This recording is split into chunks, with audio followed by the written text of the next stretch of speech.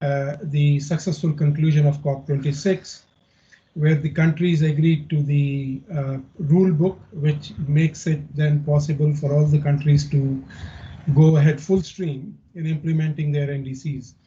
More importantly, than the rule book, which was agreed within the context of the Paris Agreement, what was also very successful event in the sense of being able to bring the countries in increasing their ambition, and also getting a large number of countries, and which amounts to more than 70% of the total GHG emissions, global GHG emissions, putting forward their net zero targets. These targets might not be where we want them to be. We need a lot more work. There still is a big gap if we have to get to the point of achieving the Paris Agreement goal, and being within the range of keeping the increase in temperature to 1.5 degrees. So in terms of, if we look at in addressing this, this first decade is very important because this is also where a number of countries for the first time have defined a target in terms of climate actions and implementing it. So its successful implementation is going to provide that much needed confidence for them to increase their ambition. And from our perspective, and what we have seen from all the analysis, energy efficiency is one of the key strategies which can actually help both deepen the efforts that countries can take and also provide that successful platform in terms of providing the necessary transition space towards towards zero carbon energy sources. As I love to always say, energy efficiency is the negative cost zero emission source of energy, and that's something that we need to definitely tap in. And it's not that it is not recognized, it is recognized. If you look at the NDCs, more than 150 countries have actually put energy efficiency as their key strategy. But the challenge is that these efforts on energy efficiency still are conservative compared to the experience that countries already have, and this actually could be scaled up much more than what countries are at the moment planning to do. And in that line, I would like to also congratulate IEA, and we have our colleague here. She will be making a presentation on those efforts, so I'll not get into that. But the net zero energy report, which IEA came up with, provided a very clear pathway and highlighted how actually energy efficiency would be the critical element in helping that transition take place. We know that appliances constitute a major part of these energy consumption. United for Efficiency, which is a UNEP initiative, has been working on 5 key appliances, and these appliances itself represent about 50% of the total global electricity consumption. So that gives you kind of a scale of the opportunity that exists in terms of reducing GHG emissions, but also reducing, more importantly, the investment countries require to provide energy security and energy access to all its population. Energy efficiency at UNEP, we not only look at it as climate change solution, but it connects to the 2 other key elements that UNEP is focusing on.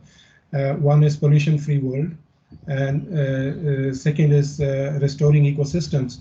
And fossil energy has a negative implication for both. So addressing or moving into zero carbon emissions energy actually does help all the 3 planetary issues that UNEP is going to be dealing with in the coming midterm strategy. Now, what we would, as Shannon mentioned, I mean, there are a number of issues that countries are grappling with, from how to provide financing for these efforts, what kind of a regulatory frameworks to put in place, what kind of a supportive policies would be required. And I mean, in all these spaces, we have a lot of experience. So what we have tried to do here today is to actually bring that experience through practitioners on the ground in various organizations, to share that with the countries. And essentially, the idea is to highlight the fact that a number of solutions exist. And these are not theoretical solutions developed at research universities. These are actually solutions which have been applied, implemented, and over a long period of time. It's also not that these solutions have been applied for a year or two, so we are still not aware as to what the implications of these will be. So as I mentioned, Dr. Madeline Slade from IEA is here with us. We have Dr. Dubey, Mr. Garnayak, Mr. Abot from GGGI, Mr. Guntara from ASEAN Climate Energy. And all of these people have extensive experience, and we look forward to them in terms of sharing these with us. So following this, we will also have countries participating, and what I would encourage is actually the whole objective in bringing these experts with their experience on this platform is to provide that opportunity to countries to actually ask the questions that you always wanted to ask, to clarify your doubts, to get more insights into how these energy efficiency efforts that countries have taken could be deepened.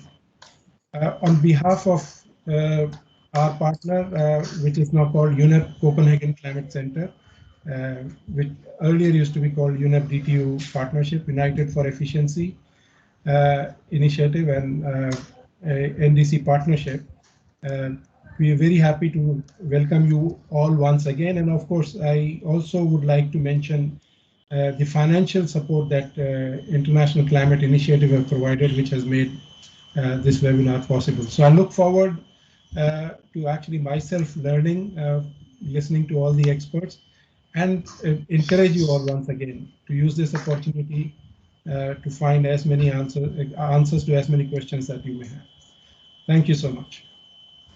Thank you very much, Sudhir. So let's officially kick off today's session. Our first speaker and the only presenter of today's event is Ms. Melanie Slade. Many of you may already know her very well. She's a program manager at the International Energy Agency, IEA. Melanie has over 30 years of experience working on energy efficiency policy development and implementation in many parts of the world. She started working with the UK government and also worked with many other governments ever since, in particular the government of China in the 1990s. Melanie became the chair of Australia and New Zealand Equipment Energy Efficiency Program in 2007, and she led the phasing out of inefficient lighting effort there. Since joining the IEA in 2014, she worked with Brazil, China, India, Indonesia, the country list goes on, to develop more effective energy efficiency policy, tracking progress, and assess its potential. So Melanie will provide us a theme-setting presentation on the role of energy efficiency in meeting the global 1.5-degree challenge, and also discussing more of the energy efficiency potential in this part of the world. So Melanie, over to you. Many thanks, Shannon. Many thanks for that introduction, and also for the lovely lead-in from our opening presenter, because he set the scene very nicely for this presentation. So I'm going to open, as has been said, by sharing some insights on energy efficiency opportunities that need strong policies to make them happen, and would ideally be incorporated into NDCs and the net zero plans that are currently being considered around the world. So in true IEA style, we start with the big picture. So this snapshot shows IEA's net zero scenario. In total, it contains over 400 milestones to reach net zero, and 40 of these are on energy efficiency. They include well-known policies like standards for buildings, appliances, and vehicles, for example. But the key message is that we need to take action on energy efficiency now to deliver savings by 2030, to make the net zero future possible. We already have most of the technologies we need for efficiency. We know which policies are effective. We just have to get on with it. Many people fear that net zero is something that's only possible for wealthy nations, but it has economic benefits across the board. The first thing to note is the global economy could grow by 40% by 2030, while using less energy today. But without energy efficiency in the mix, energy demand could be 30% higher, and of course the costs that come with that. So I'd like to start looking at the opportunities starting with buildings, as this is where a lot of human activity takes place. So around half today's building stock will still be in use in 2050. And of course, we need to renovate our buildings to make them more efficient, but that's time consuming, it's slow, and it can be quite costly. So one of the key things we can do is make sure that we equip them with efficient appliances and good control systems that manage those appliances. So that's something that we can do now with today's technologies, and we can make big advances by doing that and making sure that whenever there's a changeover of equipment, then it's the most efficient. And we can do this many, many times within the life of a building. Another thing to note is that in these projections, building floor area increases most in hot climates. This is often, sadly, in many cases where the coverage of building standards is low or they might be quite ineffective. So even where they exist, they need to be strengthened. And of course, effective standards need to be introduced where they don't exist. And we need, in terms of thinking about appliances in particular, we need building fabric to be highly effective to limit the growth in energy demand for buildings which we're projecting. So just to demonstrate that the need to keep cool is growing. It's part of this is driven by expectation, which is great, but actually cooling is essential. We need cooling to be healthy and productive, whether that's in schools or in businesses. So what this is showing us is the number of days a year that are over 25 degrees where cooling would often be needed. If we take a different view of this diagram, this is showing us the places where it's hot every single day. There are about 2.8 billion people living in these parts of the world, but only about 8% of them have an air conditioner. So cooling is outpacing all other energy uses in buildings in terms of growth in demand. Actually, heating is the largest area of demand, but it's just not growing as quickly. That's why we talk so much about cooling. This cooling will consume nearly 40% of the growth in demand in buildings and 20% of global electricity growth. So more efficient air conditioners will help us cut emissions. Of course, that's what the NDCs are about. We comparing where we think we go with current action with an efficient cooling scenario when we're aggressive about cooling efficiency, we can pretty much half the growth in energy demand if we use efficiency. Just to note that half of that growth as well is expected to, or half of those savings exist in Asia. If we take the opportunity that efficiency brings us. But it's not just about environment and emissions. There are also serious economic impacts that improved efficiency can bring us. So cooling has serious implications for our electricity grids, both in terms of cost and stability.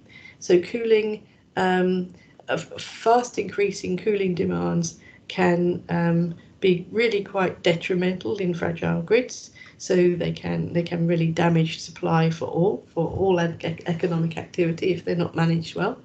But also it's very expensive. So just to see here that efficient cooling versus business as usual would in India we'd see perhaps 20% growth in contribution to peak, whereas in Indonesia about 10% contribution to peak. This is going to be very, very expensive to supply. So efficient cooling has economic as well as environmental benefits. And just to point out also that we can, as has been said already, we can do this with existing technology. And I just wanted to show you this. You may have seen it before, but I think it's very powerful. The blue bars on this chart show the typically available equipment in a range of countries in terms of their efficiency. The red dots are the minimum efficiency available, the green are the maximum. But I think the particularly interesting thing is the market average. So what's typically being bought is this is very low on the scale of efficiency of what's available. And this is saying to me that our policies aren't effective enough. We're not driving the purchase of these more efficient products that already exist. And therefore we need to really step up our game in terms of our policies. Just in terms of providing a bit more information, some people say yes, but it's okay, but these more efficient products are just too expensive. And so I just wanted to show you this. So if you look at the left-hand side of this chart, you can see that this chart is efficiency along the bottom and purchase price up the side. And you can see, let's take an efficiency of 5. So you can pay, let's say, something like $320 for an air conditioner of that efficiency. And you can pay more than $1,000 for that same efficiency. So it's not a fact that efficiency has to cost more. It doesn't have to cost more. And if you take the lower price model, it's a similar cost as even the least efficient products. So we have to get over this concept that efficiency has to be expensive. And of course, if we look at the right-hand side here and we look at the way efficiency is related to or impacts the life cycle costs of appliances, the highly efficient products are much less expensive to run over their lifetime, so they are the cheaper option overall. So this is the sort of evidence we feel that we have to present in order to hopefully persuade governments that they can go much tougher, much more aggressively on their standards development. And on that point, so there was a review, we did a review with the 4E Technology Collaboration Programme at the end of last year of the appliance programs around the world, and the longest running appliance programs, those that have existed for 30 or 40 years, have saved their countries about 15% of their total electricity consumption. This is places like the US and the European Union who've been doing this for a very long time. In 2019, annual global electricity demand was reduced by at least 1,600 terawatt hours through these programs. But the important thing here is, one of the interesting things, this is equivalent to the total production of wind and solar energy in the top 10 producer countries. So I think that's a remarkable feat for efficiency. And if all countries had done this, then this would be, we'd have seen an equivalent of cutting China's total electricity demand in half. So these are not just small, policies that can influence things around the edges. They really are substantial. And whilst we're seeing in the EU, like I said, that about 15% of total energy consumptions saved in 2020, this is forecast to increase to nearly 25% by 2030. So these programs carry on giving. They need to be established and managed in the long term, and they consistently yield results across the world.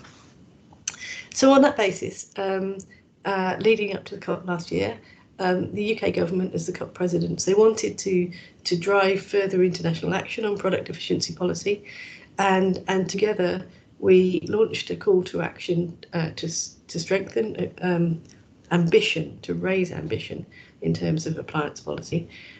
So far, 14 countries have joined the initiative. And the idea is to try and double efficiency of a key group of products. The same group of products that United for Efficiency have all of their resources targeted at as well, which is, of course, of huge benefit. These have climate change outcomes. They have outcomes for consumers, making appliances more affordable and more cost effective to own and operate.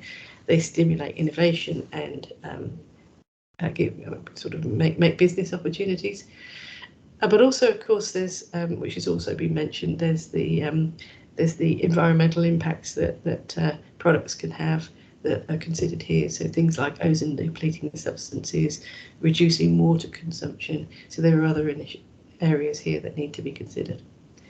The idea is to develop a set of performance ladders so that countries can come together, share experience, and by doing so, hopefully climb the ladder much faster than they would have done by themselves.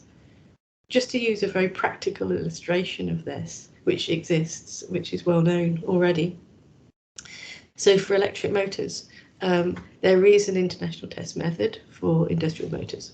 And there is also a set of performance tiers that are laid out in formal documentation, and their efficiency levels from IE1 to IE5, as we can see on the left-hand side here. And governments around the world use these for their energy efficiency policies. So governments that are starting out on this track and often that are producing motors, they often choose a lower level to start getting their markets used to these. So we have Vietnam here at IE1. A country like Singapore that doesn't manufacture motors and has high prices for energy, they've chosen IE3. And India's gone for a combination of using this for both their MEPS levels and their star rating labels.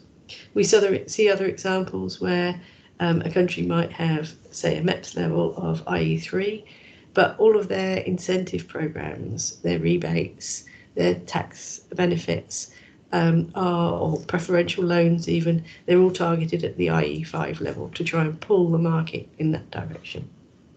So I have one more slide that I'd like to share just to summarise things. But to reap the benefits of energy efficiency, there's a set of energy efficiency policy measures that are well proven around the world that should be in my belief, should be in all NDCs and absolutely are essential to all net zero plans. So in buildings, we need to accelerate the rollout of effective building codes. We need mandatory disclosure of building performance, because if you declare what a building's going to cost to run, then it really does impact the market. We've got good evidence of that. And then looking to the future, we need to develop grid-connected smart buildings that can be a flexible resource for our energy systems. In appliances, we need to continue to collaborate internationally to adopt ambitious performance standards to the benefit of manufacturers and consumers. Again, looking forward, we need to develop demand response ready appliances, which is already happening in many parts of the world. And this is where, of course, United for Efficiency and others are doing really great work to help countries do this. In industry, we need to see incentive programs and new business models to encourage energy efficiency improvements. Things like developing real-time energy management systems based on today's low-cost sensors and telecom technologies. And then in transport, we need EV roadmaps, including for 2- and 3-wheelers. They're going to be essential to this net zero journey. And we need effective fuel economy standards for trucks and cars. And so just to summarise, energy efficiency isn't a luxury. If governments don't really put their efforts behind introducing these types of policies, then businesses and consumers lose out. There's a huge amount to gain by implementing effective energy efficiency policies. And thank you for your attention, and I'll stop there. Thank you very much, Melanie, for very, very clear presentation. I think the takeaway messages are very clear to us that the technologies are there, the cost is economical, and it is important for us to meet net zero. And it's not only just a thing for developed countries. So let's hear more in the next part of the moderated session. I'm going to hand this over to my colleague Madeline, who works as a regional expert for the United for Efficiency initiative of UNEP.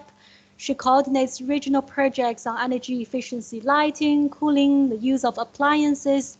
And at the moment, she supports the development of minimum energy performance standards in Southern and Eastern Africa, and the harmonization of product registry activities in Southeast of Asia.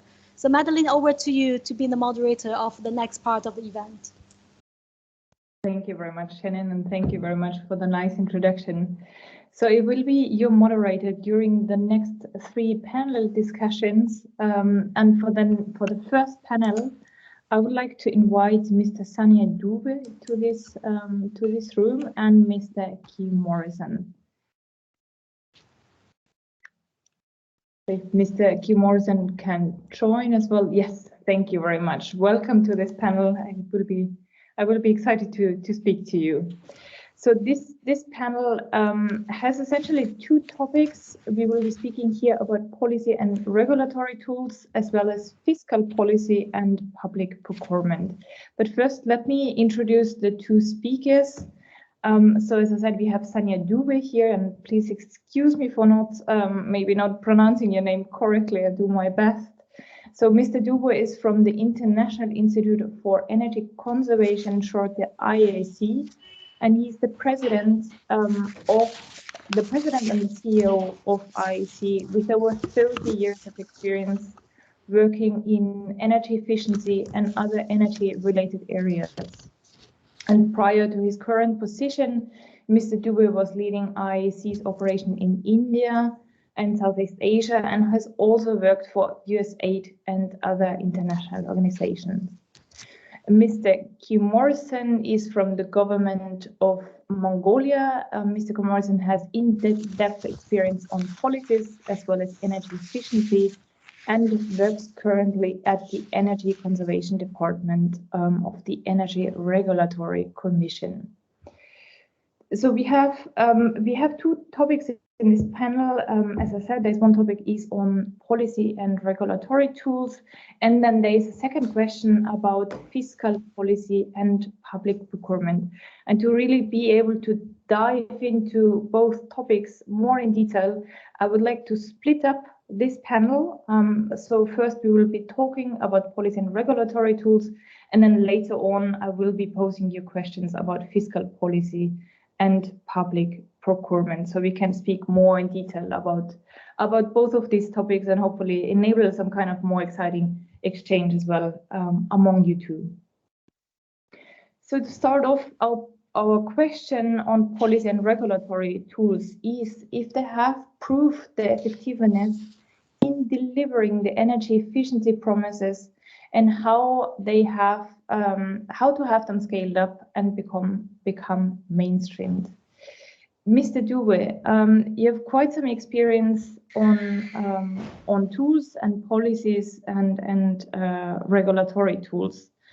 What are the tools with which you've made good experiences with? Are these rather guiding materials on specific topics?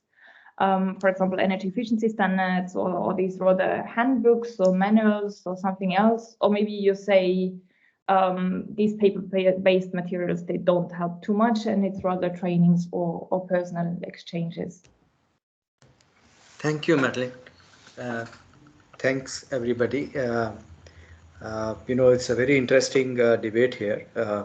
We have been leading the standards and labeling programs across the globe last 30 years, being the oldest organization in this sector, and I am lucky enough to be part of the programs for India and many other South Asian and Southeast Asian countries. So good amount of experience and good amount of learning, and we are happy with the progress the world is making, and the standard labeling and appliance energy efficiency becoming the key component in terms of achieving national targets, to meet various goals, including NDCs and others.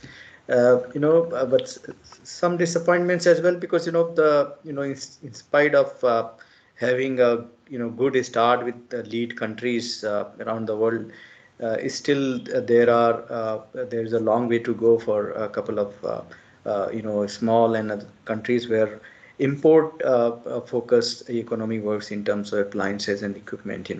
So but yes, there's a lot amount of support available. There's a lot of amount of information available. I remember the days when we started about 25-30 years back, other than some certain papers and initial guidebook from class, I don't see there was anything available. Yes, of course, the European Union and US and Australia had their own programs, and they were willing to share experiences. But nowadays, I mean, tons of material available for reference and handholding. Good tools have come in the market for supporting, but still, uh, the key couple of barriers that still remains in developing countries uh, because of the priorities and focus and limitations.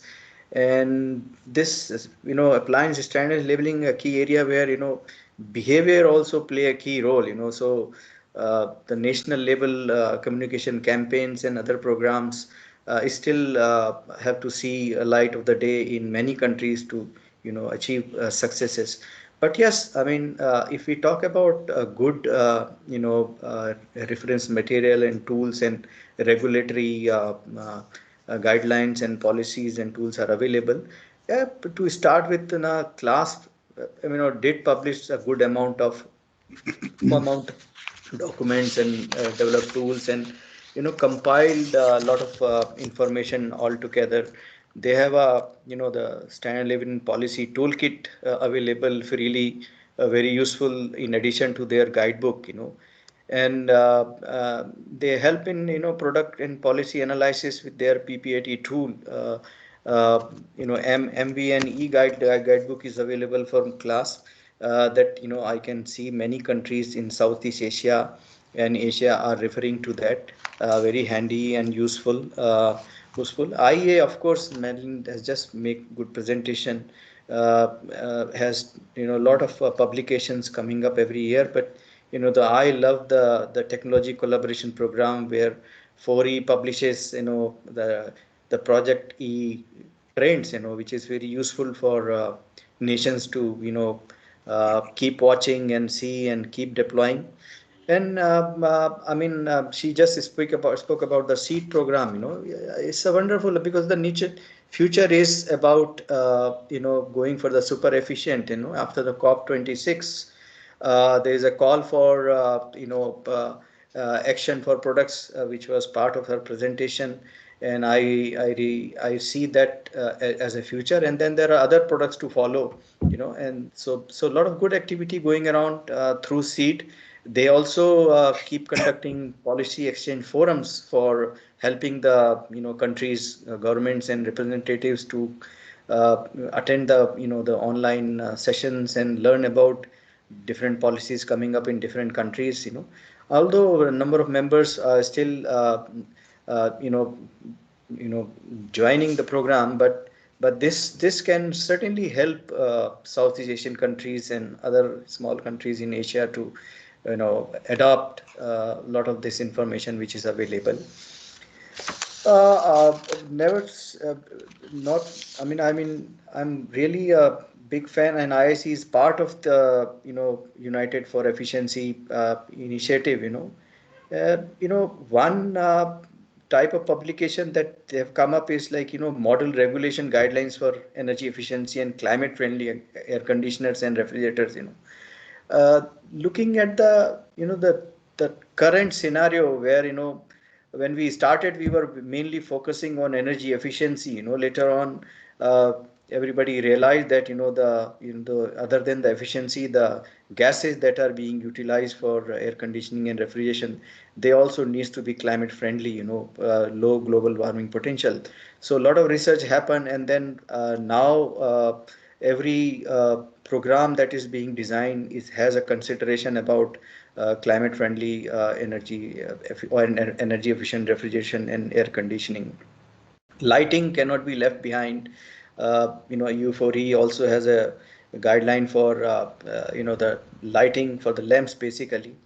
And there are models for forecasting about the lighting standards and thing, and they're coming up with e-learning courses for energy efficient refrigerator and air conditioner, where even ASHRAE chapters are being trained along with the national ozone officers and other officials. These are the very useful set of information and the tools and guidance available in developing countries, where the country governments and representatives can approach them and learn a lot. And then of course the agencies like UNEP and many others are trying to handhold and implement programs to help them focus their programs.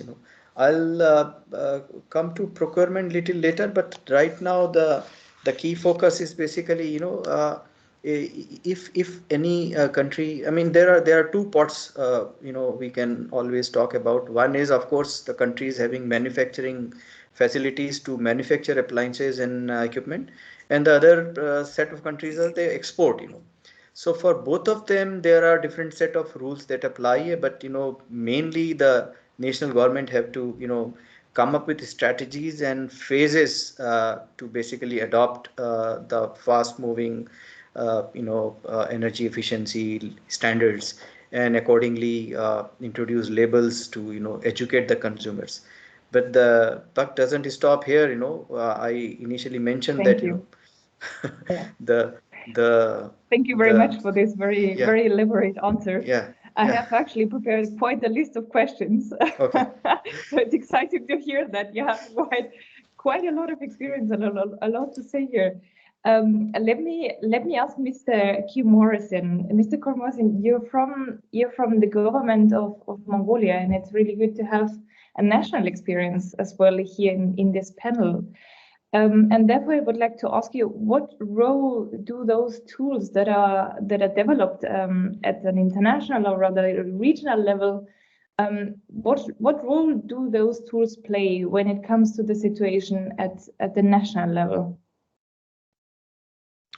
Well, hello everyone, and I'm so glad to participate in this wonderful event. And also, it's so nice to see some of the very familiar names, and because I've been participating some of the workshop and event in Paris. For example, Melanie Slade was there, and I'm so glad to be participate with the Mr. Sanjay Dube in this event. And so, yes, as long as I start answering your question, because Mongolia is also one of the developing country, and also everyone knows that energy efficiency is a key matter to reach out to achieve the NDC target, and as well as the net zero target in future. So the Mongolian government taking very serious action to update all the policy to achieve those targets and action plans. So for example, the Mongolian government has been approved energy conservation law in 2015, but it is not far away from today. But we done quite. For I say it, we done is quite good job in during this time, because this is the energy efficiency. It is well-known matter and around the world, and well researched in subject, and this is quite useful to get in good experience and knowledge and getting from some other countries and best practice from there. So therefore, even the energy conservation law is new. We are trying to get best practice as much as possible and introduce in the Mongolian energy efficiency market. So, so in this regard, for example, I said the IEC, the Energy Regulatory Commission working with the GGGI and all the IECs, some international institutions, and to trying to introduce what is the really energy efficiency, is there any energy efficiency potential in Mongolia, and also how can we implement those measures and what's the best practice. And therefore, we've done some like a couple of research studies through with the IEC and GGGI. For example, we done in 2017, we done the study work called standard and labeling program for Mongolia, and also assessing energy efficiency potential in Mongolia, some etc. So these are shown in academically, and is that there is really in energy efficiency we can save, we can work, and we can do some, if taking some serious action, we can achieve those targets. And then there is also really tremendous potential in Mongolia through the energy saving. So we done an energy audit. You know, it is like same. This is also in pilot project to show in public and everyone to. And is there any really energy efficiency potential in Mongolia? So this is also is one of best practical pilot project which is run through in 2019, and then we all this practical shown us the for example energy there is a huge potential on an electric motor and motor driven systems, and also there is a very good potential on electric transformer and some in other electric appliances and equipments. And so this is in giving belief and sure to and everyone start thinking energy efficiency is really happening in Mongolia. So an energy regulatory commission taking an action to show in public and everyone's there is an energy efficiency and there is a good practice, so we can save energy, and then also which is good for environment, and then also economically it is for good for in Mongolia. So that's the actually happening in Mongolia. Also, I would like to add, and also Mr. Sanjay also been said that the harmonization adopted in international standards and through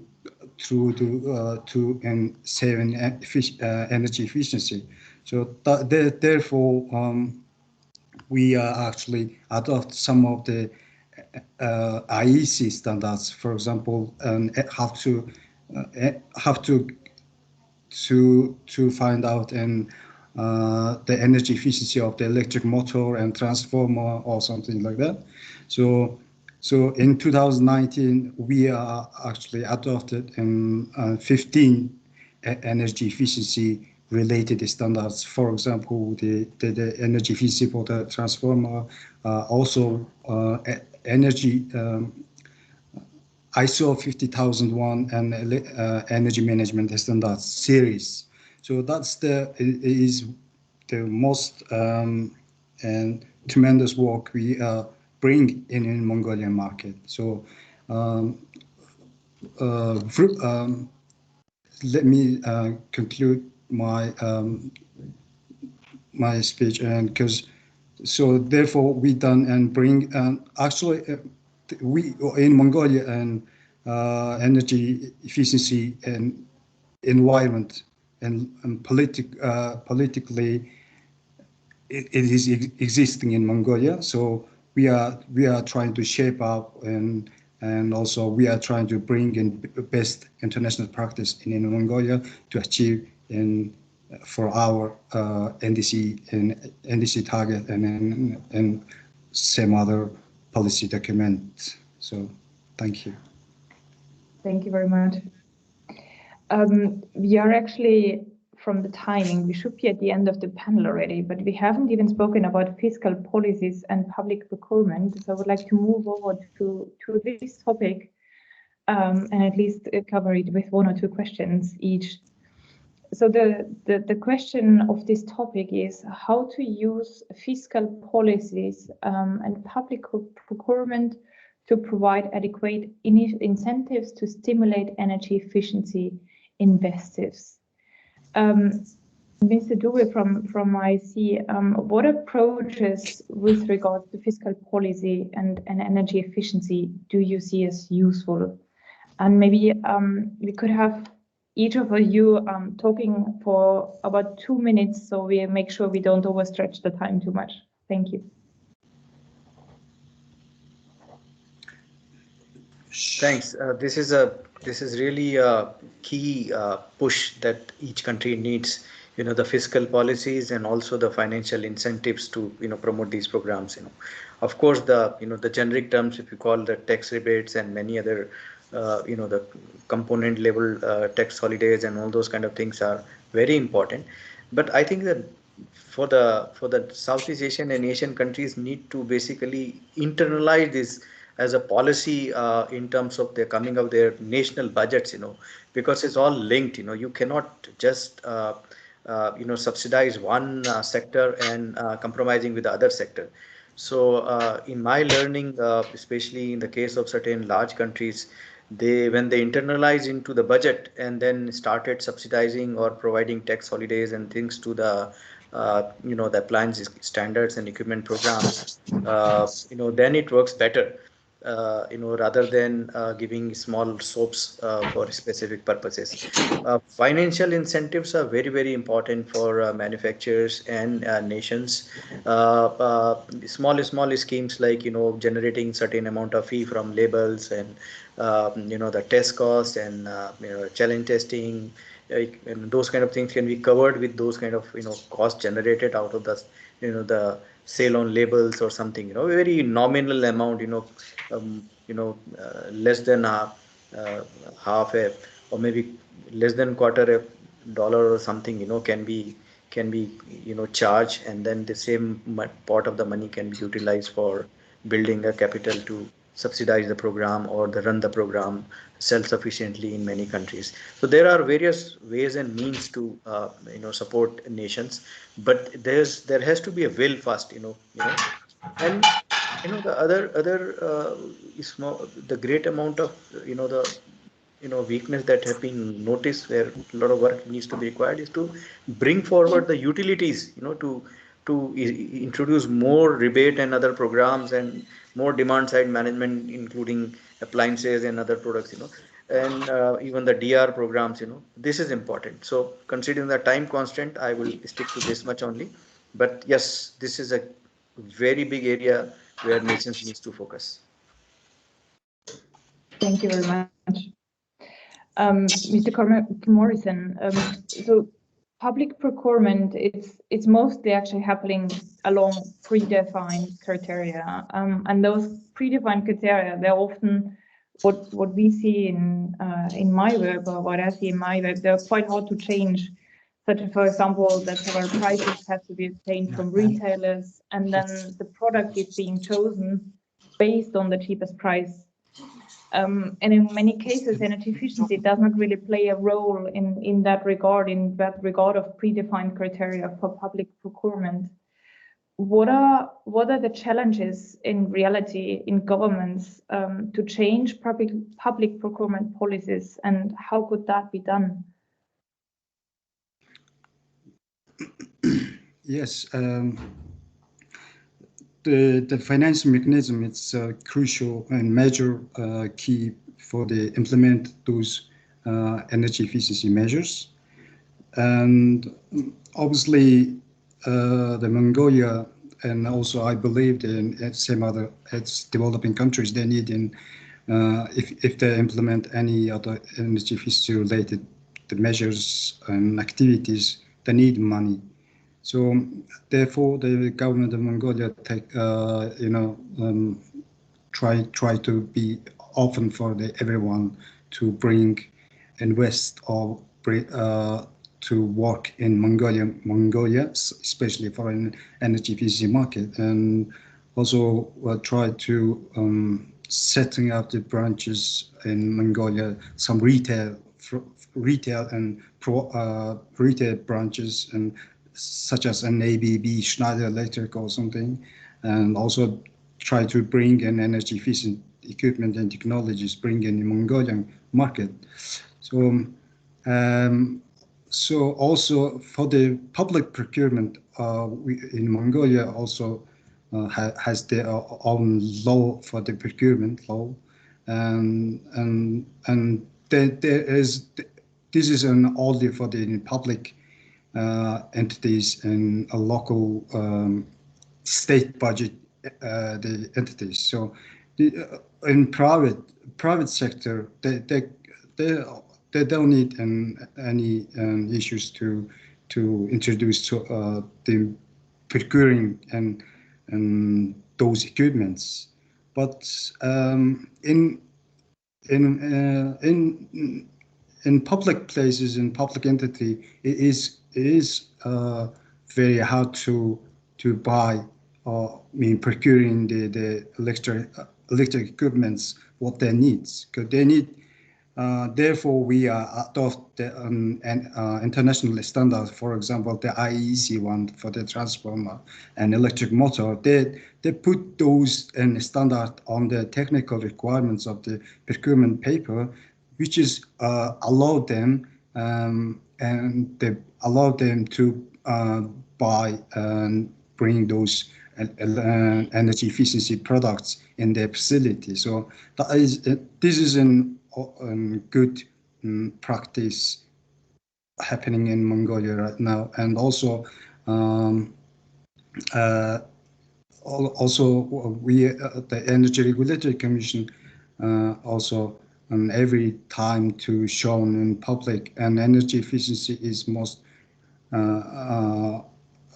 efficient way to save and budget of yours, and then also is good for and eco and friendly. So which message we try to keep giving this message to the public, and therefore and people and trying to for example buy in some shops doing good and energy efficient appliances for their own use. So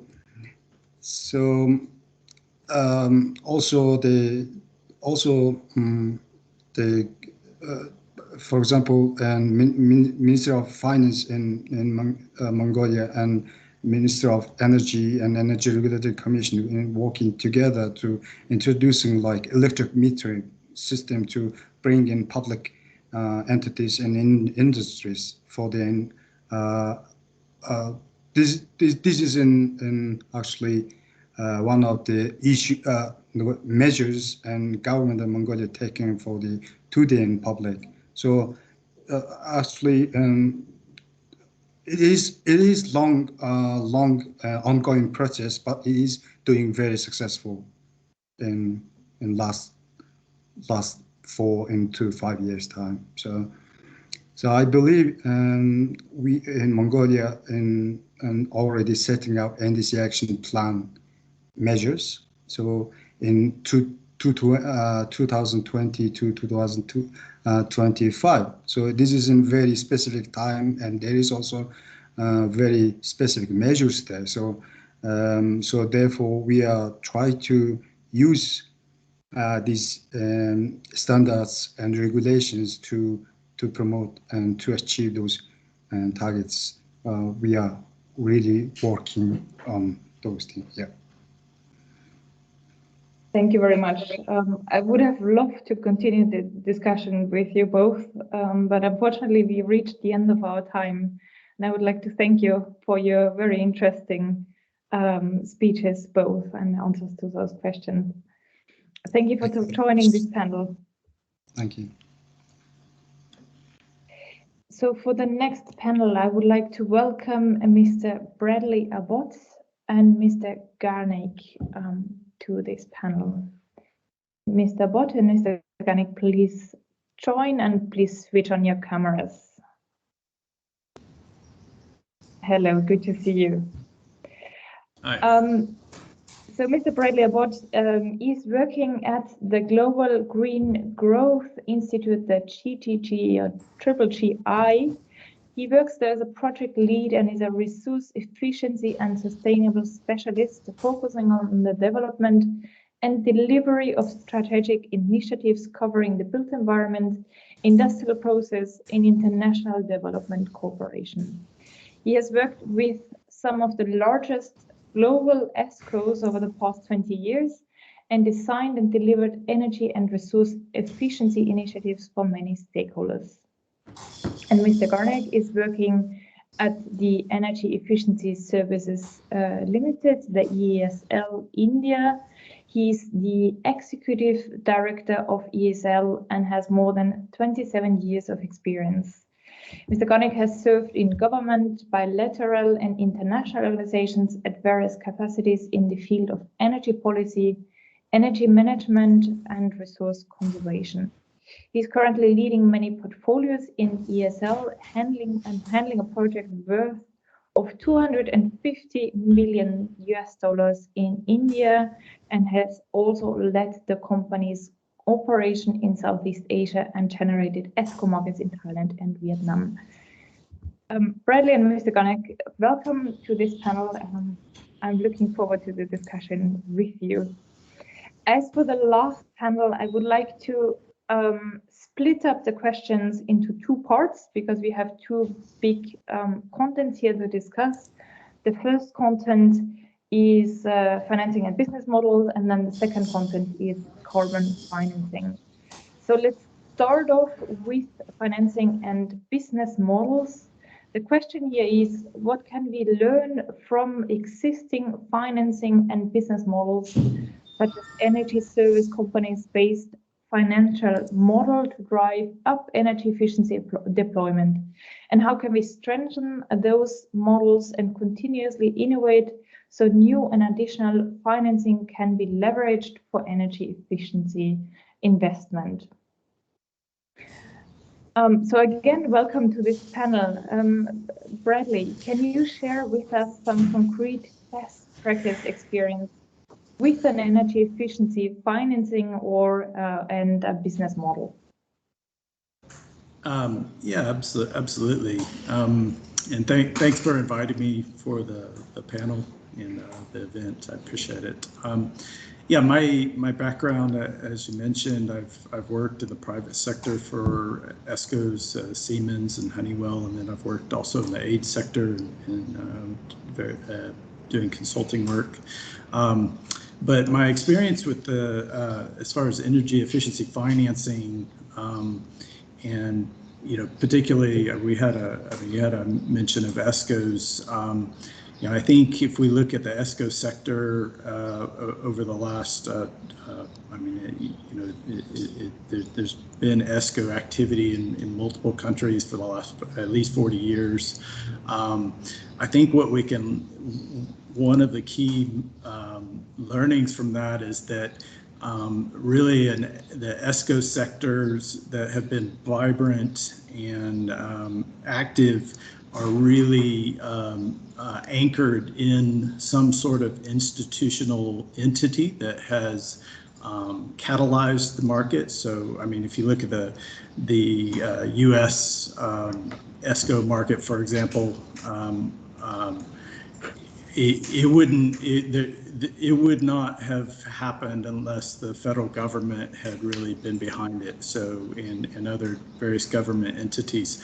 So, I mean, I think in terms of, I think energy efficiency finance and ESCOs, you really have to look at the institutions that are help build those markets, and then place various transaction structuring, I say building blocks in place to enable them to operate. So, I mean, we're talking about energy efficient appliances here. I would say that's one of the really fundamental building blocks for energy efficiency finance. It's a basic one, but it's important.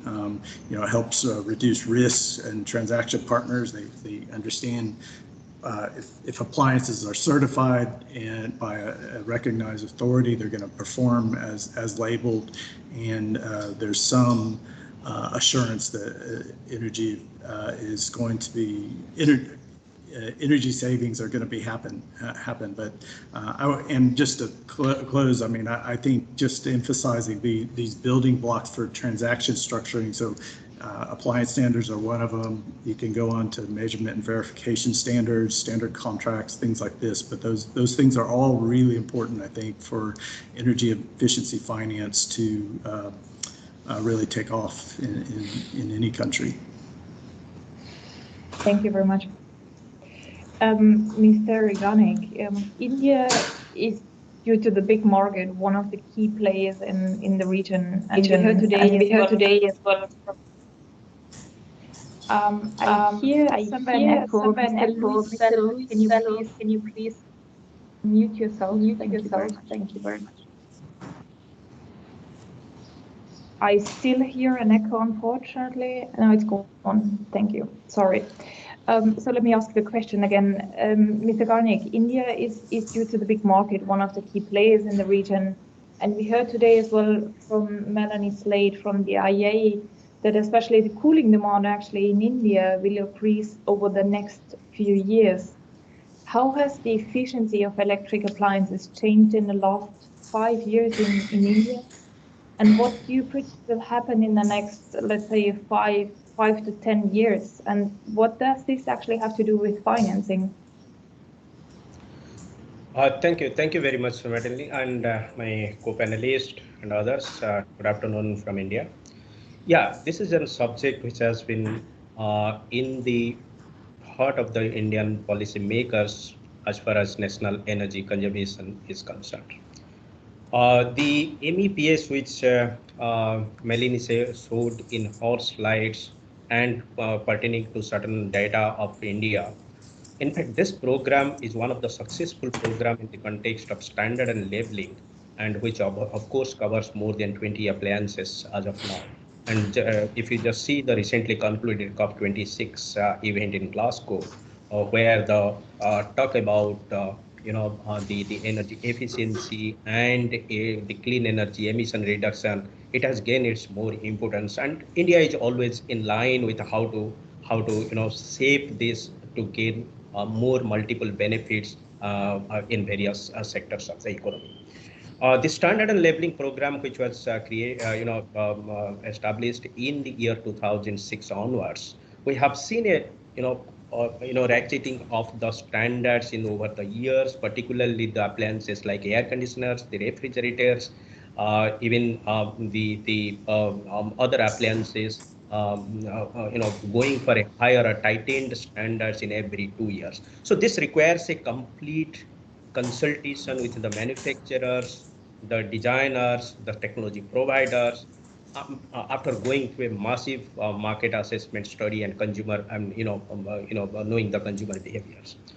What we have seen in the recent past is that if I take the case of air conditioners, it is coming under the Indian Cooling Action Plan, and this is the plan which India drafted in the year 2018, one of the first of its kind in the world. So it actually categorically mentions about short-term, medium-term, and long-term plans, how to reduce the cooling energy demand, and particularly in the peak seasons. If I take the city of Delhi, it is about 50 to 60% of the peak demand is contributed by cooling load, and this is increasing about 10 to 12% every year. So this is actually creating a kind of a severe stress on the DISCOMs, the distribution companies, as well as the the energy users, because the energy bills are increasing for them. So what we have seen is that if I take the AC as an example, the ISEER, that is Indian Seasonal Energy Efficiency Ratio, which is roughly around 4.5 if I take the best products, which is the 5 stars. What in ESL we did, we went for another 20%, 25% hike in the ISER. So that means we call it as a super efficient appliances.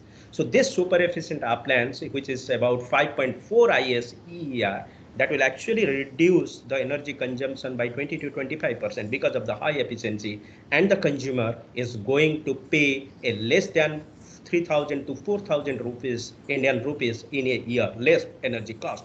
But that is not the end of the story. The question is that the super efficient appliances will come with a higher cost, then it is not affordable. So now we are talking about two diverse things, higher efficiency and the lesser cost, and which are very, very difficult to attain. So we are adopted a very, very innovative model here, going for a demand aggregation. I mean, aggregating the demand from the institutional consumers as well as putting it to the domestic through a massive outreach programs to create a concrete demand in the next 2 to 3 months or maybe in 1 year. So that actually led us for a bulk procurement. So the moment we went for the bulk procurement, the price reduced by 33%, precisely 33% from the similar products in the retail market. And that actually became a very selling point of USP of this entire thing. So there was no subsidy involved from the government. There was no other incentive provided to it. But we reduced the price with the bulk procurement approach, which we are successful in other programs like LED lighting program, which is a massive program in India. So with the same principle, we could achieve that. And thanks to some of the international agencies which could come forward, particularly UNEP, ADB, through a programs, through a support from the global environment facilities, we designed this program. But right now, unfortunately, we have not touched upon to the common consumers, I mean the domestic consumers so far, because in India, the peak season normally for the cooling sector, for the air conditioners purchase happens between the month of March to June or July, because that's the hot and humid season. And India is reeling for last 2 consecutive COVID waves. So this market could not pick up because of this unfortunate situation, but the demand is enormous, and we have established that the technology is there, 20 to 25% increase. The manufacturer should be able to give this product, and the consumer will be able to afford it because of the bulk procurement. So we are involving the DISCOMs by designing a utility-based DSM program for this. So we have already launched this program in 3 provinces in the country, and we hope to continue with this. So this is the kind of model we want to adopt and take it in the other appliances as well, particularly the industrial motors. Already we have a national motor replacement program, and this AC program will be definitely going with a massive push to gain maximum benefit. Thank you very much. Next question to you, Bradley. I've seen that you have quite a lot of experience with ESCOs, and to make sure we really properly understand the role of ESCOs, I would like to understand more in detail what role they play when it comes to financing of energy efficiency. And let me ask you a bit of a provocative question to make sure we understand this properly. Why do we need ESCOs? There are energy utilities, there are banks, there are finance ministries. What role do ESCOs play in financing of energy efficiency? Yeah, great question. I think fundamentally what we can think about so ESCOs in the energy performance contracting model. I mean, the basic idea is that the client is contracting the ESCO to get guaranteed energy savings. So so that's the basic principle. It's a very attractive idea. I would say in reality, like I kind of alluded to, the programs that are kind of anchored by institutional entities like super ESCOs, for example. These ESCO markets tend to be they tend to be vibrant. I would say without this, otherwise it's the ESCO markets. I think there's there's very little evidence that just organically ESCO markets happen. I'm not saying there aren't ESCO transactions, but I say it's difficult without these institutions. But to get to your question, why do we need ESCOs? I mean, I think the whole idea of an ESCO in the ESCO approach is to allocate project delivery risk to parties that are most capable of bearing it. So, for example, And the whole, I think if you go way back, I mean, back to the energy crisis into the 70s, and then going into the 80s, there was a lot of activity in energy efficiency investment, particularly with governments, the U.S. government, but people were realizing they weren't receiving these energy savings for all these investments. So of course, energy efficiency is not about just purchasing an energy efficient motor or a new energy efficient chiller. It's a lot of it is about design and implementation and ensuring that piece of equipment performs on an ongoing basis. So I think that's where we can imagine that ESCOs fundamentally come in play, but also other interesting ways ESCOs I think can show value is if there's energy efficiency finance programs or incentive programs, we've seen it. I think it's just is thoroughly demonstrated over the last 20 or 30 years. You can have the most attractive programs anywhere, but when customers are faced with bureaucracy of going through those programs and getting the incentive, no matter how attractive they are, they're focused on their business. So I think that's another interesting way that ESCOs come in. I just say when I started my career in Texas, and there was very attractive demand reduction incentives for big customers. Well, these customers, they knew that this was very lucrative, but they needed a technical partner to make it happen and to ensure that they reduced their peak demand and kept on getting this incentive. It's a bit complicated, but they have to do it every year or they don't get that incentive. It's a high penalty. So things like that, I think that's other place where ESCOs can really show value. Thank you very much. Yeah. Mr. Garnick, in energy efficiency projects, we often see on-bill or green-on-wage financing as financing mechanisms. With on-bill mechanisms, energy utility customers, they are enabled to acquire energy efficient equipment and pay for the equipment over time through the monthly utility bills.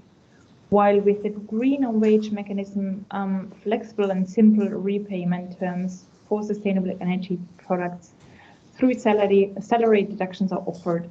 What is your view of these mechanisms, and do you use those in India?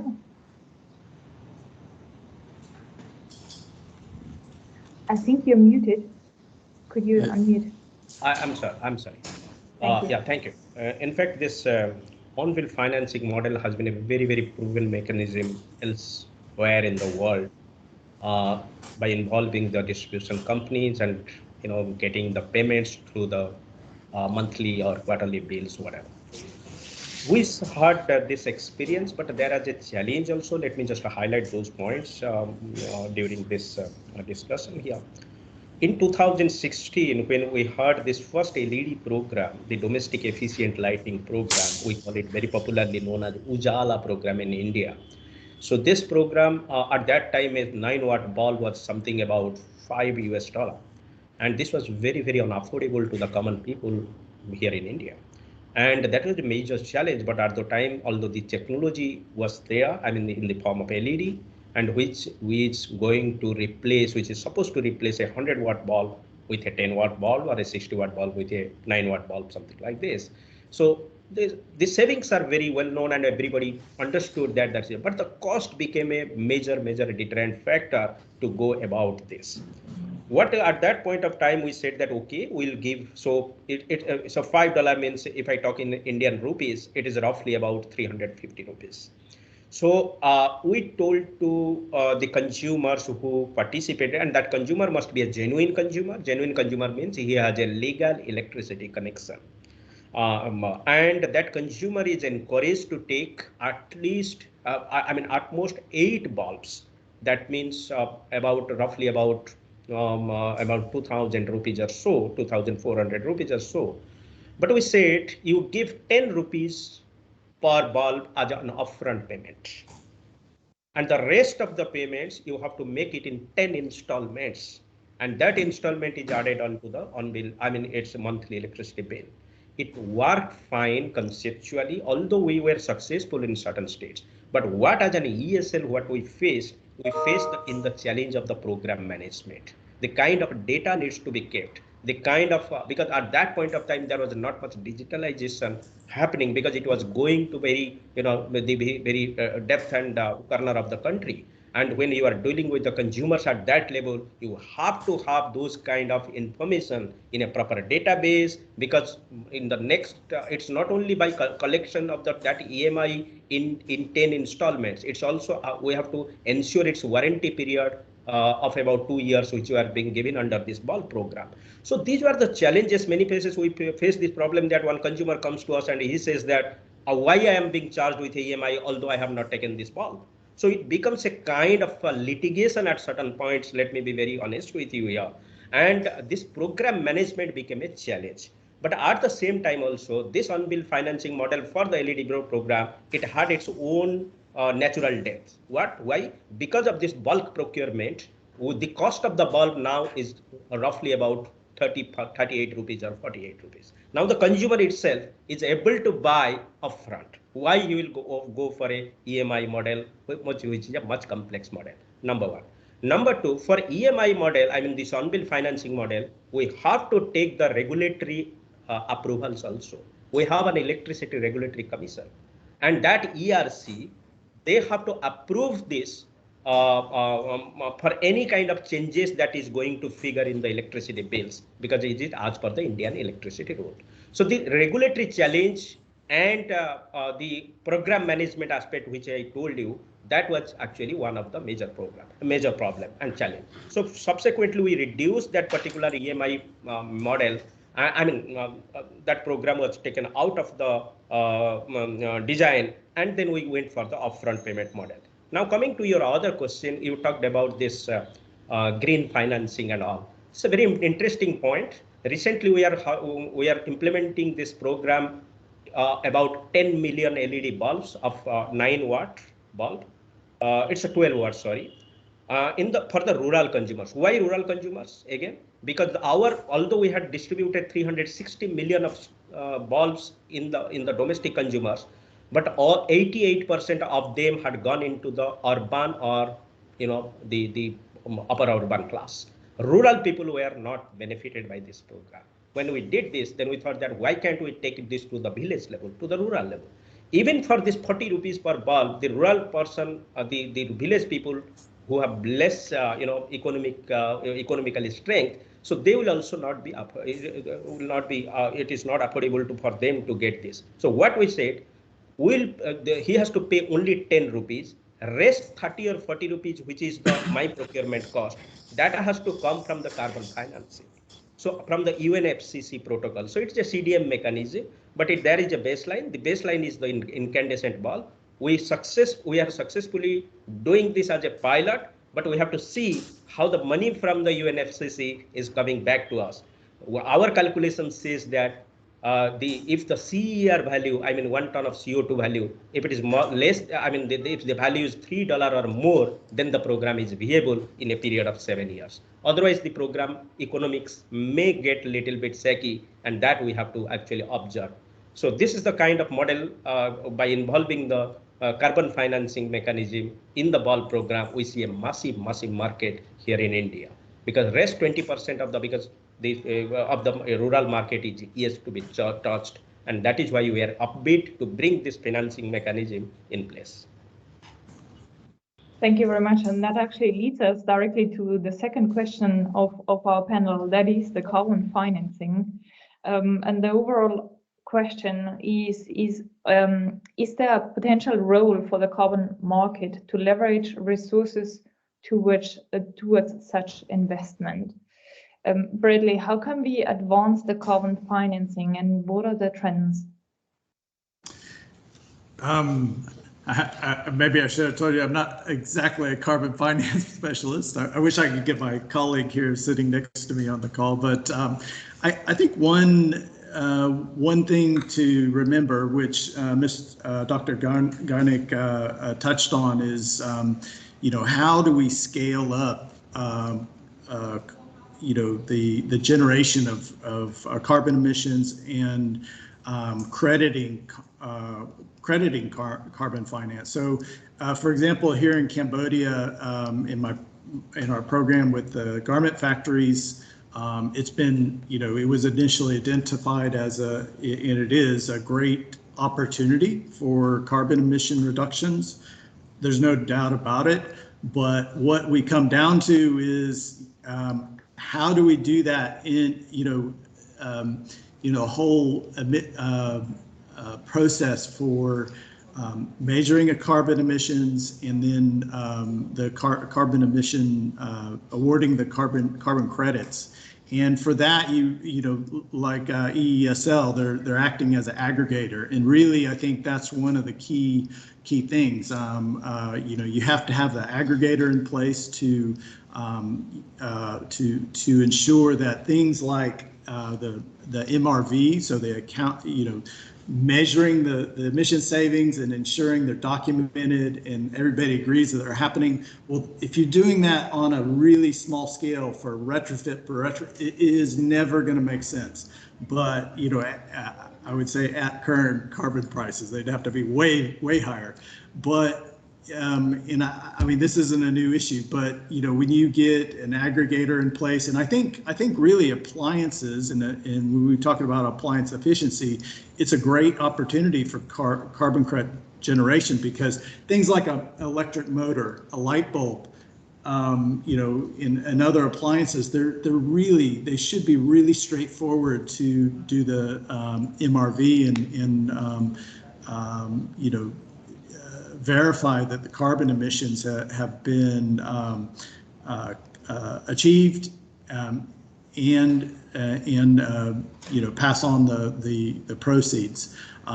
So, I mean, the carbon market, various forms of it have been in place for a very long time. With there's been a lot of failure, but I think appliances are really a bright spot, and like these bulk procurement programs. I mean, that is the perfect example of how it could be applied. So, yeah. Thank you. And Mr. Gornick, there's a question to you. So I've read on your webpage, tried to inform myself a bit before, and I've read there that actually ESL energy efficiency solutions have saved India over 47 billion kilowatts of energy annually, while reducing 37 million tons of carbon emission. That is really impressive. And looking at the world average carbon price, that is at about roughly $25 per ton. And then thinking again of those 30 million tons of carbon that you've saved, this really calls for action. You've now shared a bit of approaches already on the carbon financing. Is there any other experiences that you could share, and could maybe this experience that you shared before be replicated more broadly? Yeah, thanks again. And in fact, this 48 billion unit of savings, units of electricity saving per year, which is happening, that has come only from the lighting program. So that is the domestic lighting program, not other programs. If you see the CO2 corresponding CO2 emission, that is much more higher if I include the industrial sector, commercial sector, and other sectors as well. But at the same time, we have not earlier envisaged that this program will create this much of impact in a very short time.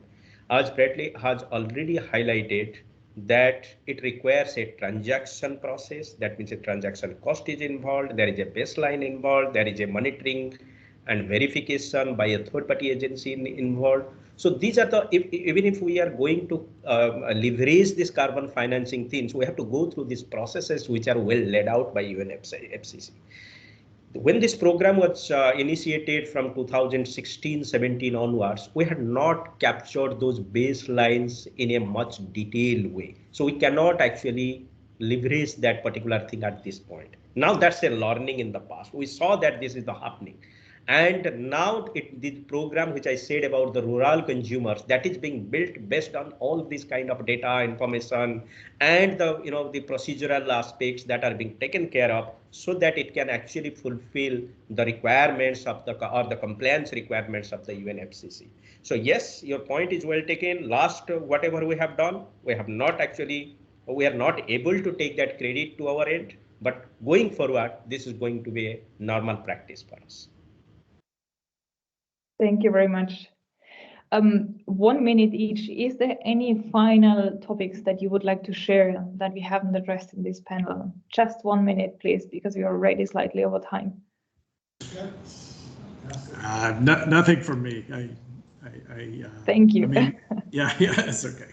Yeah, just one point. As you are giving this opportunity, I take that, and only point is that these things happened in India because of the public sector ESCO arrangement in the form of ESL. So it is being patronized, promoted by Government of India. Although there is no direct funding to us, but there is a different mechanism how to take it forward. We have 140 odd ESCOs in place. But the kind of models and success models we have created, that is actually going to be emulated by the other ESCOs. What I suggest to the other countries here is that similar kind of mechanism will actually help, rather than leaving the private sector ESCOs or smaller ESCOs to come forward, have a kind of their own business model, take the risk and go forward.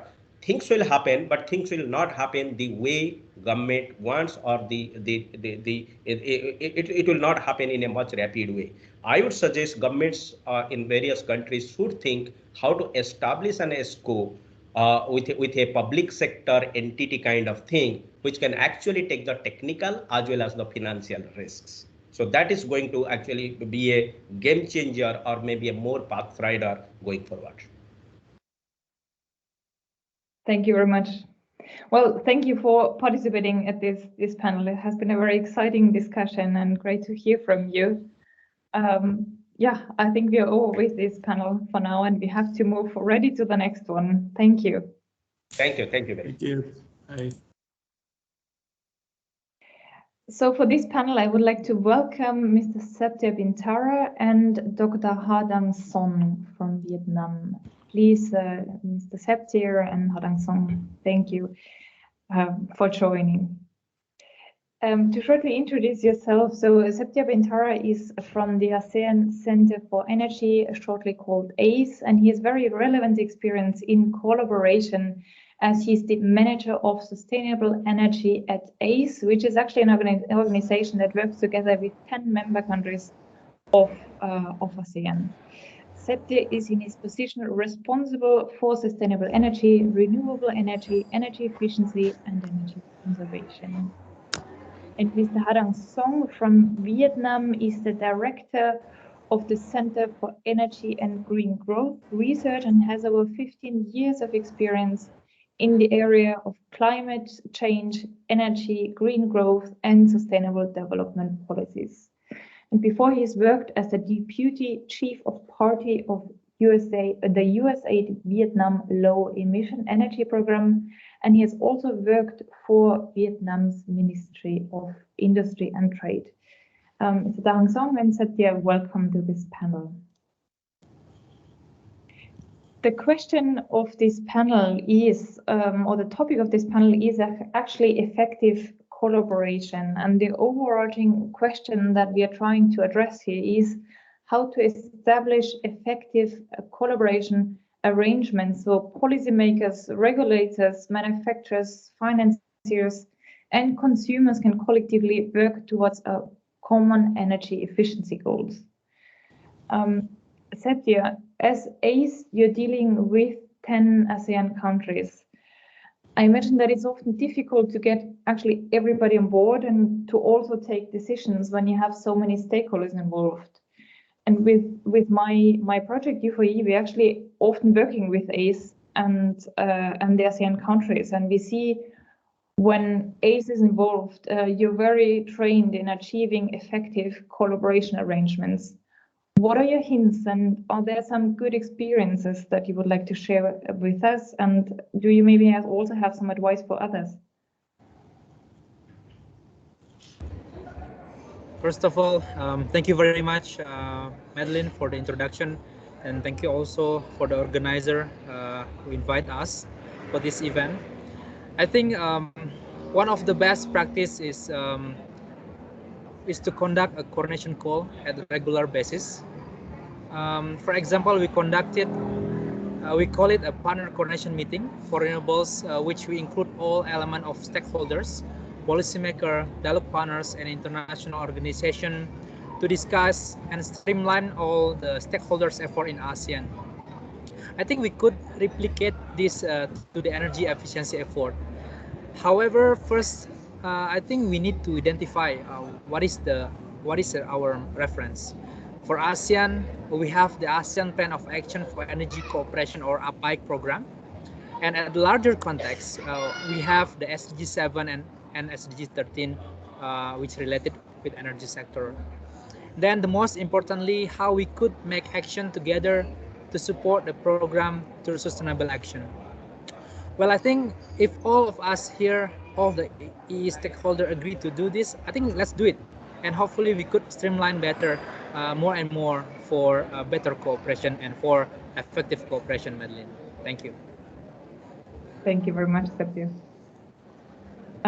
Dr. Hadang, what role does regional collaboration with other countries play in terms of energy efficiency, and maybe also energy efficiency in terms of energy, and maybe also energy efficiency for your country? So what role does the regional collaboration play at the national level for you? Yeah, thank you, Madeleine. Yeah, it's a good opportunity to share the story with energy efficiency in Vietnam here. As you may know, the energy efficiency work happened many years ago with the support from the donor.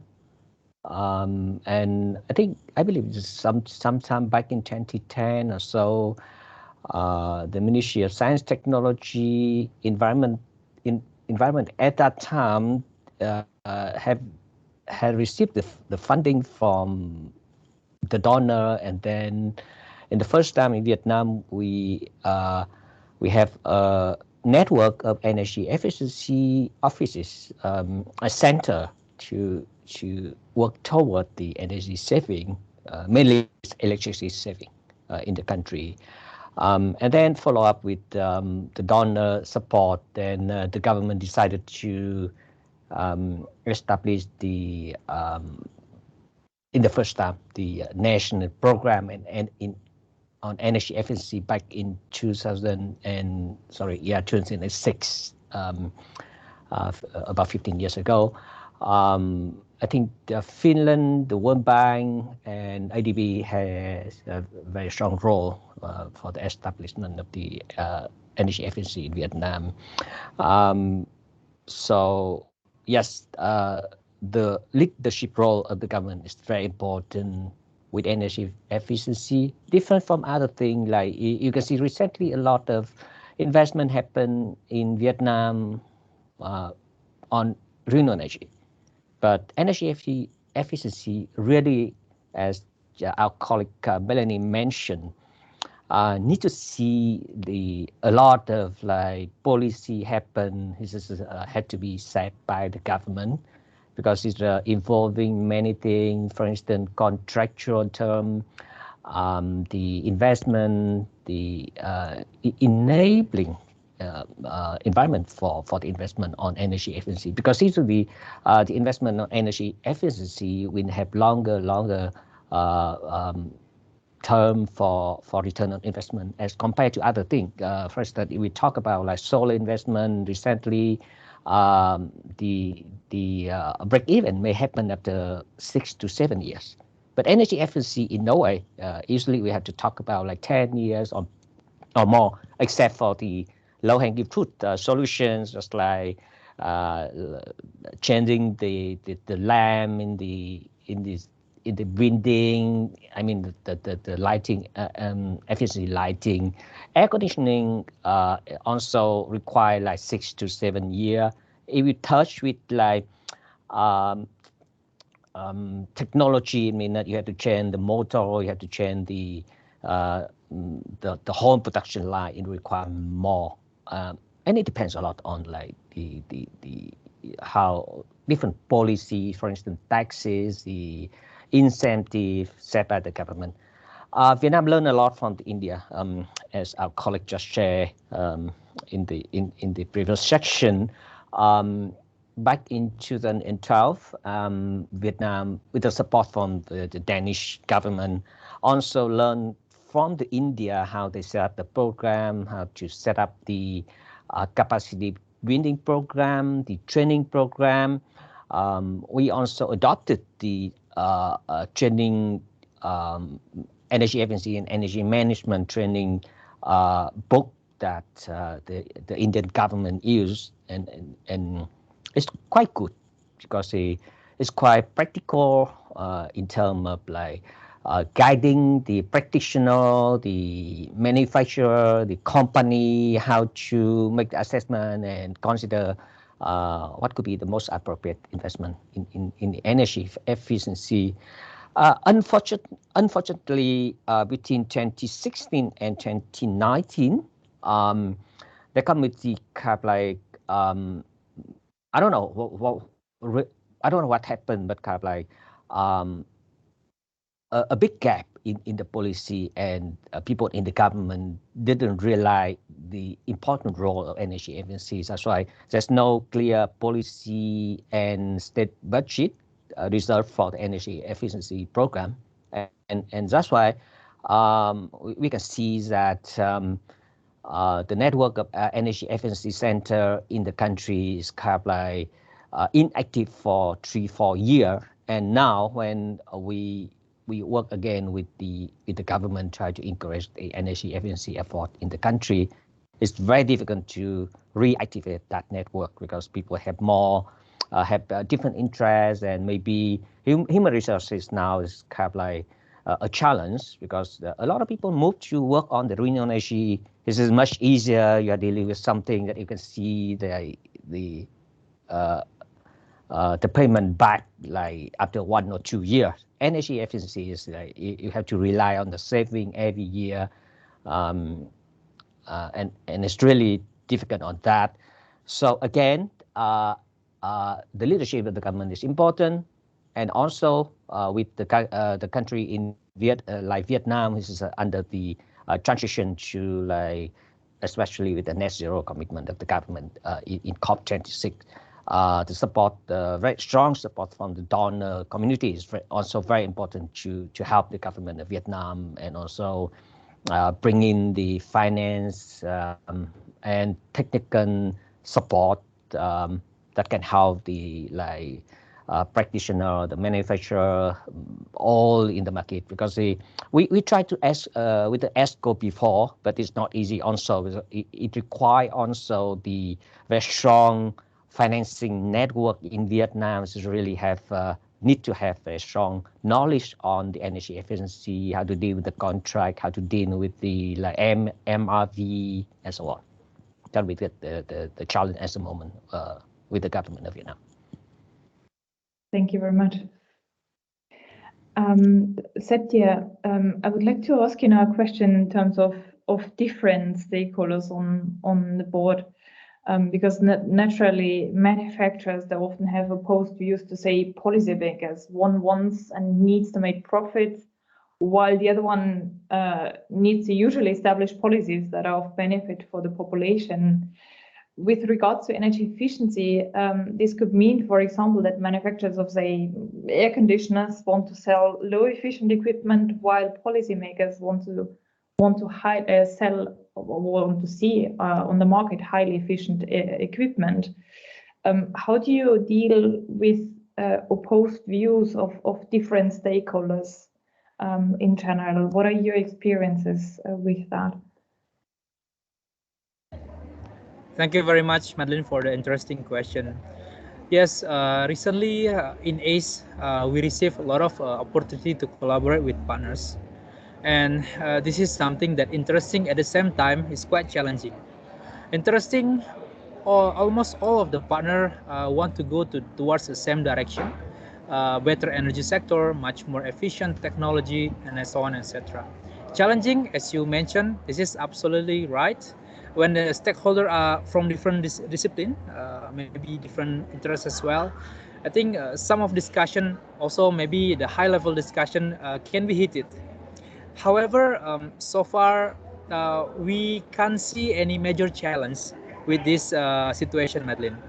And yeah, of course, despite they have different interests, different focus, and yeah, as the role of ACE is to not direct actually to how to say to guide any initiative under the action plans, any initiative from partners towards the action plan of ASEAN, the APEC program. So most of our stakeholders comply with the activities under APEC. Additionally, we keep ensuring, despite they have a different interests or focus area, at the end, they or us go towards similar objective to support the ASEAN regional target. So this is very important. So we need to know what is the fundamental reference, how the activities can support. So despite we focus on different interests and different focus, but as long as we come up with the same fundamental understanding, some fundamental goals, I think at the end, whatever we achieve through different perspective or opinion or activities, at the end we can contribute to the region with a single or global target that already in place. I think that would be our perspective, Madeline. Thank you. Thank you very much, Sabir. Dr. Dahong Song, so energy efficiency policies, they can range from, say, regulatory frameworks to monitoring measures or other measures. Could you share with us what policies are currently in use in Vietnam and for what reasons? And maybe you could share some collaboration perspective on those policies as well. Yeah, I think one of the key policy in place in Vietnam is a law on energy efficiency in effect in 2011, about 11 years already. And after that, we have a system of like guiding legal document like the decree, like circular. This is guiding how to do the job, and for instance, what could be the maps and the penalty for the violation of the law and so on. But again, enforcement of the law is very important because during the implementation of the law and the bylaw regulation, we can see clearly that when we try to deal with the large energy consumers, they have their advantages that because they are the GDP, the major GDP contributor to the local authority. So sometimes they are quite like late in the submit of the report on decision of the energy consumption or the energy management plan. But it's very difficult to apply the penalty on those company because they are, somewhat this. Yeah, I'm the major GDP contributor in the province, and I'm very busy. Energy efficiency is just something like compliant requirement. My main focus would be kind of like how I can generate more job or revenue and tax and so on. Energy efficiency is not in the first priority for them.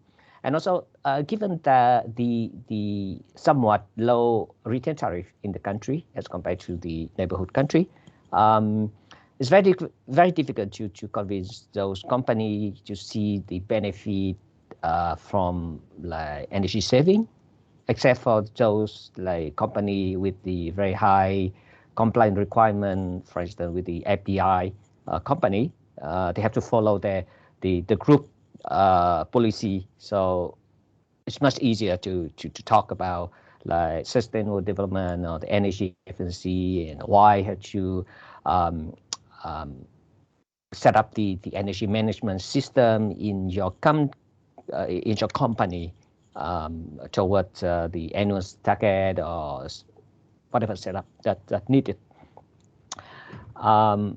So yeah, a lot of policy in place, for instance, with the appliances. I believe this is a great effort from the government. Like a number of minimum energy performance standard has been developed and published. For instance, with the motor, the AC, fan, refrigerator, aircon, and so on. Even for the coal-fired power plant, we also have the maps for those power plant. With regard to the building, the Ministry of Construction also issued the national standard on energy efficiency, what we call the standard national standard 09 back in 2016. It's also guiding that what could be the energy efficient energy using building and solution, the heating, ventilation, air conditioning system within the building. Yeah, it is with the support from the Danish government and the World Bank, IFC. But again, when you have that policy come into practice, then there comes a lot of difficulty, because you need to bring up the capacity, awareness, and also provide the tool for the local authority, so that they can check and they can report on that thing. All that things require budget, state budget on that, and it's not easy to get budget from the government on, like, not in the priority. And I believe that in the near future, if we talk about like net zero, it's also the key topic at the beginning of the section today. When you see that a lot of efforts will come with like transition from whatever fossil fuel to electricity, and then you put effort like transport to electricity, and then building and different industry, you have to apply the high standard of the energy efficiency. It will be very difficult for the government of Vietnam to find out new policy or whatever incentive policy to carry out on that thing, because it's the government needs to know how important energy efficiency, the raw energy to the net zero, because whatever scenario at the moment, as I can see that if you just rely on the generation side, in a way you can reach the net zero scenario. You need to be serious with energy efficiency, so that you can reduce the demand, and with reduce the demand, then you can look at the different solution, like what could be the mix of the renewable energy and different things that can really deliver net zero to the country. Without energy efficiency, I'm pretty sure that no way. Thank you. Thank you. Thank you very much. You're practically at the end of our panel, but I would like to give also the audience one opportunity to ask a question. Is there somebody from the audience who would like to speak up and has a question to our panelists? And please just unmute yourself and speak if there is a question.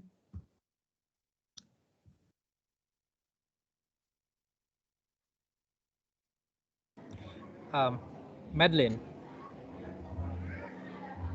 Please. Sorry, just want to respond from the perspective from Dr. Hong recently. I think that's a very important note. Despite of the pandemic situation, the challenging situation, I think energy efficiency must be an upward trend in the recent energy development, because in whatever sector that we want to pursue, it must be the way of life, not only in the in the daily activity, but also in the policy making basis or fundamentality.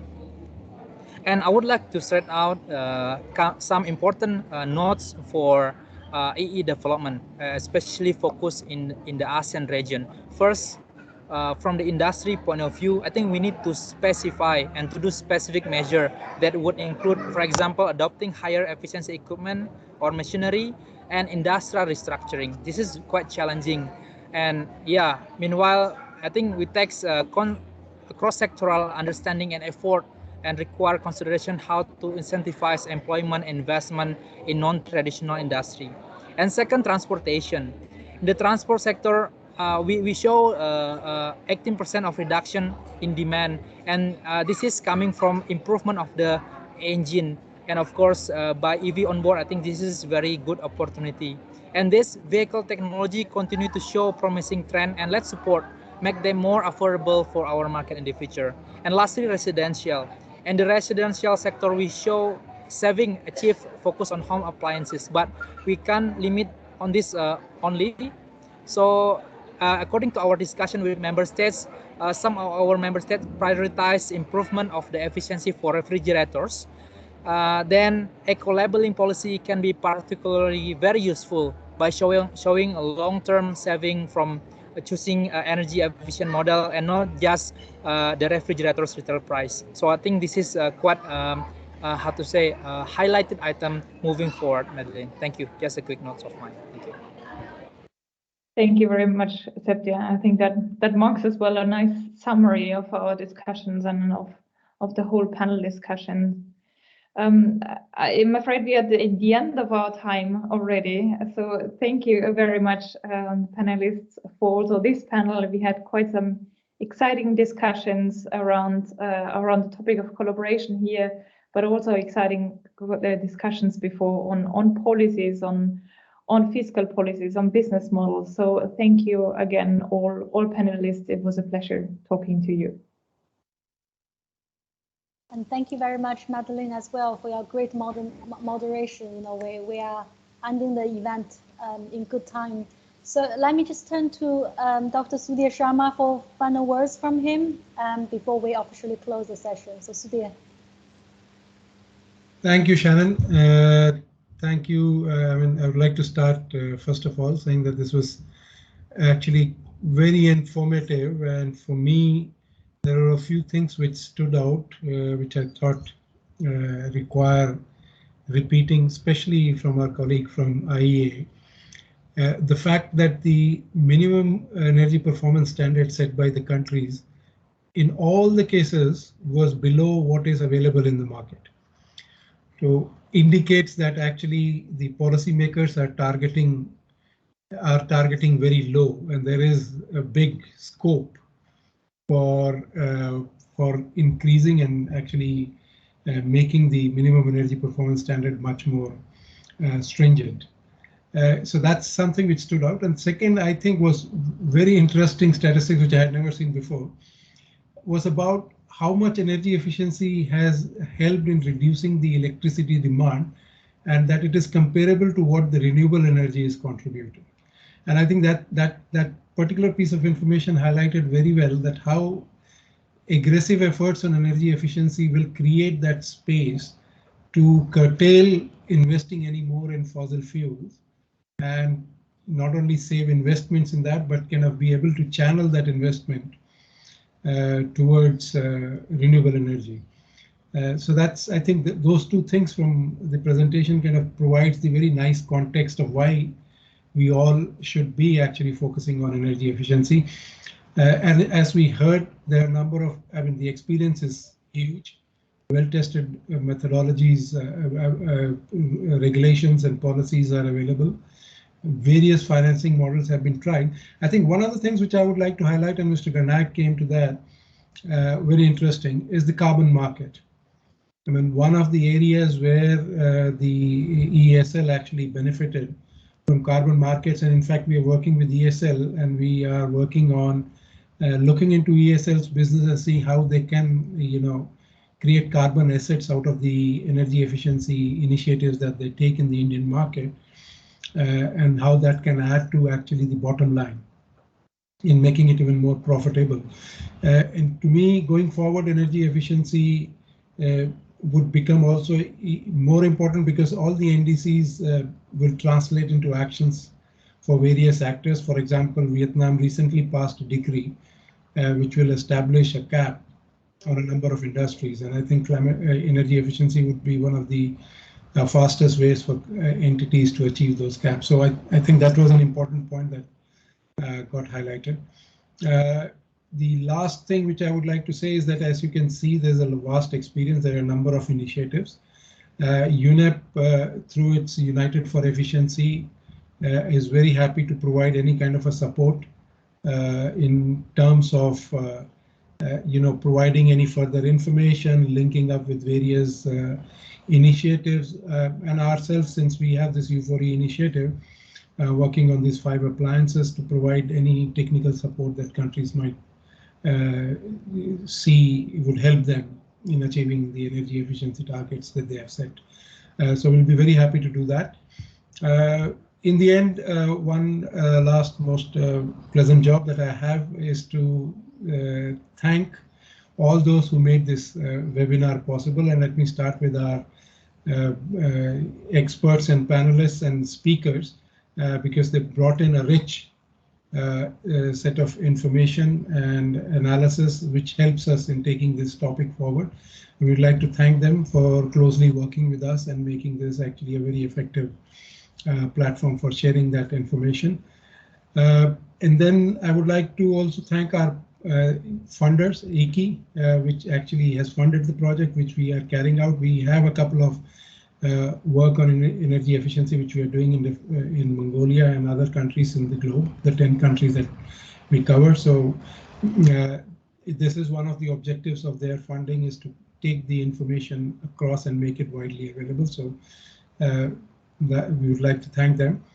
And as well as I would like to use this opportunity to thank our partners, U4E, NDC partnership, ACE, which U4E works very closely with, ESL, IIEC, that two organizations we work very closely with, and actually have been providing a lot of technical support to different countries through them. Being here available with us and in supporting us in shaping this webinar.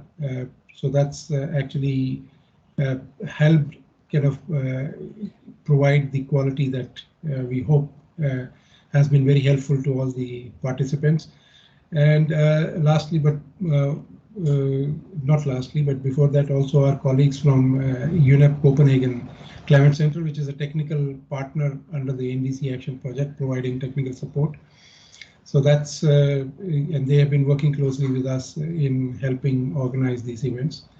And finally, the biggest thanks to Shannon, whom all the panelists, speakers, our partner institutes have been interacting quite extensively. She's been putting in all the energies. We're doing 4, as she said. This is the second. And she actually, with her untiring energy, has actually made it possible to bring together all these experts and be able to kind of listen in and learn from their experiences and the knowledge that they have. So thanks, Shannon, for making this a very good, successful seminar. And thank you for all the participants to being with us, listening in to all the experts. And I repeat again, please do reach out to us on any questions that you might have, on any area where you think you would like to get certain support, and we'll be very happy to either do it ourselves or link it to your appropriate organization in doing so. Have a nice day, and back to you, Shannon. Thank you very much, Sudhi and colleagues. I hope you can see my screen, so allow me to do a final announcement. 2 weeks from today, at the same time, we will be having our next virtual event, and the topic is looking at specifically on how countries can better mobilize domestic public resources to achieve NDC priorities. I will be sharing the event information with you all, as well as the recording link for today's event. So I hope I will be able to see many of you at the event in 2 weeks' time on the 8th of February. So thank you once again, and have a great rest of your day. Bye. Bye-bye. Thank you, Sharon. Bye. Thank you very much. Bye. Bye-bye. Bye.